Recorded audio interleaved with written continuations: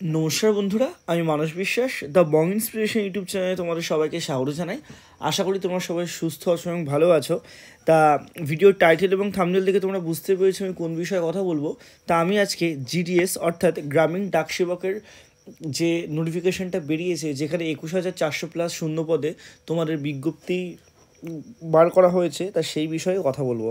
তা তোমরা ভিডিওটা শেষ পর্যন্ত দেখো, এবং যারা যারা আমার এই চ্যানেলে নতুন তোমরা অবশ্যই চ্যানেলটি সাবস্ক্রাইব করে পাশের বেল আইকনটি ক্লিক করে রাখবে বিভিন্ন সমস্ত সরকারি চাকরির আপডেট, বিভিন্ন ক্লাস, স্ট্র্যাটেজিক্যাল মক পাওয়ার জন্য।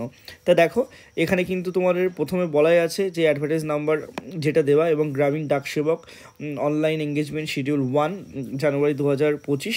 এবং দেখো এখানে বলেই দিয়েছে যে applicant are invited for eligible candidate to fill the vacant post of Gramin Dak সেবক অর্থাৎ জিডিএস, যার মধ্যে কিছু পোস্ট আছে যেমন branch postmaster BPM, assistant branch postmaster ABPM and ডাক সেবক। এই তিনটে পোস্টে নিয়োগ করা তোমাদের হয় সাধারণত জিডিএসের ক্ষেত্রে।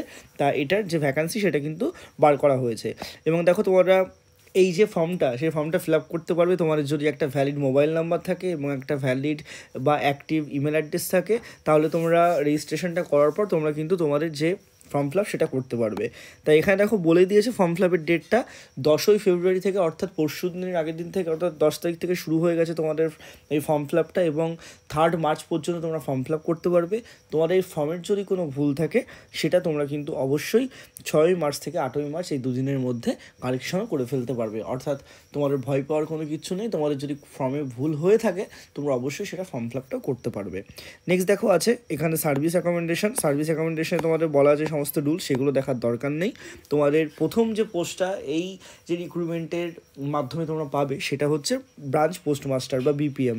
তাই এটা জব প্রোফাইল কেমন দেখো, তোমার বলে দিয়েছে যে day to day postal operation যেগুলো আমাদের ব্রাঞ্চ পোস্ট অফিসে হয় সেগুলো তোমাদের করতে হবে, এবং ইন্ডিয়ান পোস্ট পেমেন্ট ব্যাংক বা আইবিপিবি তোমাদের কিন্তু এটার কাজকর্ম তোমাদের করতে হবে। তারপর তোমাদের যে সিএসসি অর্থাৎ কাস্টমার সার্ভিস সেন্টার বা ডিপার্টমেন্টাল যে জিনিসগুলো আছে সেগুলোর যে প্রমোশন বা মার্কেটিং সেটারও তোমাদের করতে হতে পারে। কোনো প্রোডাক্ট যেমন এমআই স্কিম, যেমন পোস্ট অফিসে তোমাদের সুকল্যাণ সমৃদ্ধি যোজনা, এই যে জিনিসগুলো আছে সেগুলো তোমাদের কিন্তু এই যে যারা ব্রাঞ্চ পোস্টমাস্টার আছে তাদেরকে কিন্তু এটা তোমাদের প্রমোশন করতে হতে পারে।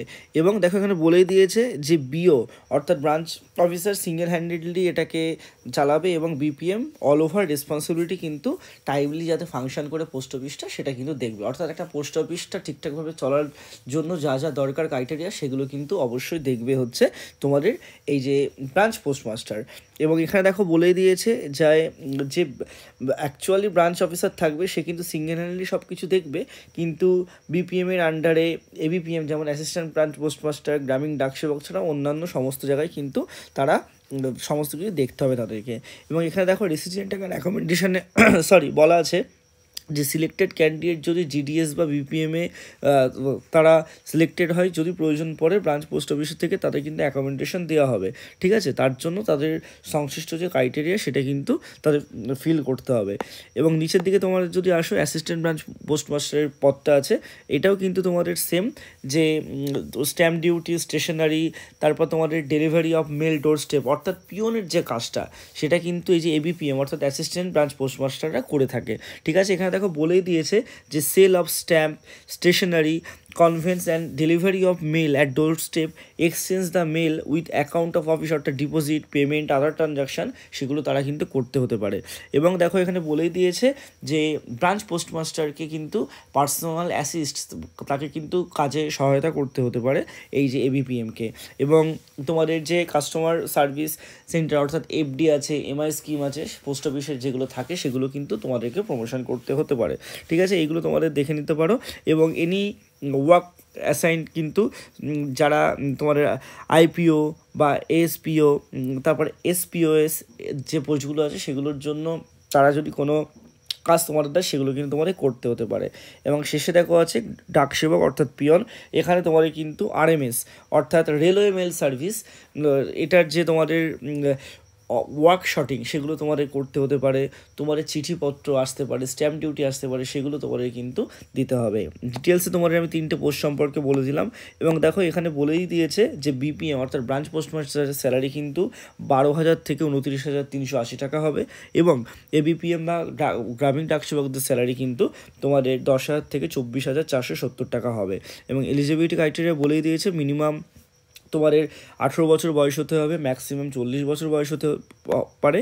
কিন্তু যারা এসসি এসটি আছে তাদের 5 বছরের ছাড় আছে, যারা ওবিসি আছে তাদের 3 বছরের ছাড় আছে, যারা পিডব্লিউডি আছে অর্থাৎ পার্সন উইথ ডিসেবিলিটি তারা কিন্তু 10 বছরের ছাড় পাবে, person with disability plus OBC যারা আছে তারা 13 বছরের ছাড় পাবে, এবং যারা ফিজিক্যাল হ্যান্ডিক্যাপ আছো বা পিডব্লিউডি আছো প্লাস তারা এসসি বা এসটি আছো তারা কিন্তু 15 বছরের ছাড় পাবে। এবং দেখো এডুকেশন কোয়ালিফিকেশান বলেই দিয়েছে যে সেকেন্ডারি অর্থাৎ মাধ্যমিক পাশের তোমরা কিন্তু এটা আবেদন করতে পারবে। এবং তোমাদের যে সিলেকশন প্রসেস এখানে বলেই দিয়েছে যে তোমাদের কিন্তু সিলেকশন প্রসেসটা হবে অবশ্যই যে সিস্টেম জেনারেটেড মেল থাকবে, যে সিস্টেম জেনারেটেড মেরিট লিস্ট, সেই মেরিট লিস্টের অনুযায়ী তোমাদের কিন্তু এর ফর্ম ফিল আপটা হবে। আর তোমাদের যদি কম্পিউটার নলেজ থাকে, তোমাদের যদি কোনো সাইকেলিংয়ের নলেজ থাকে, তোমাদের যদি লোকাল জায়গায় ঠিকভাবে বসবাস করার নলেজ থাকে, তোমরা কিন্তু অবশ্যই এফিশিয়েন্ট হতে পারবে এই কাজের জন্য। ঠিক আছে, তোমরা যদি নিচের দিকে আসো এখানে দেখো বলেই দিয়েছে যে ক্যাটাগরিতে কি দরকার, তার তোমাদের সেগুলো দেখার দরকার নেই। তোমাদের জাস্ট এখানে একটা জিনিস দেখতে হবে যে ইন্ডিয়া পোস্ট জিডিএস online.gov.in তোমরা কিন্তু এই অ্যাপ্লিকেশনটা করতে পারবে। এবং তোমাদের সিলেকশন কিন্তু অবশ্যই হবে সিস্টেম জেনারেটেড মেরিট লিস্টের দ্বারা, অর্থাৎ মাধ্যমিক পরীক্ষার নাম্বার অনুযায়ী তোমাদের কিন্তু এটা সিলেক্ট হবে। এবং এটা কিন্তু কোনো পরীক্ষা হবে না, কোনো ইন্টারভিউ তোমাদের হবে না, ডাইরেক্ট রিক্রুটমেন্ট তোমাদের কিন্তু হবে। এটা তোমাদের কিন্তু আমি জানিয়ে রাখলাম। এবং এখানে দেখো বলে দিয়েছে একটা গ্রেড আছে সাবজেক্ট ওয়াইজ মার্কসের, তাই এখানে A1 A2 B1 B2 C1 C2 এগুলো তোমরা দেখে নিতে পারো।